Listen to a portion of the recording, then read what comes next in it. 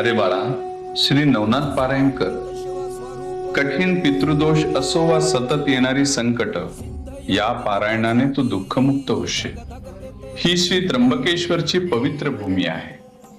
इथे आम्ही केलेल्या तपस्येचा, नवनाथांच्या कृपाशक्तीचा आणि सद्गुरु सेवेचा अद्भुत संगम आहे.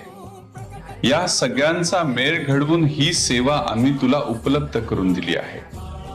कारण तुझ्यात सामर्थ्य आहे, म्हणूनच आम्ही तुला आमच्या सेवेत घेतलं आहे.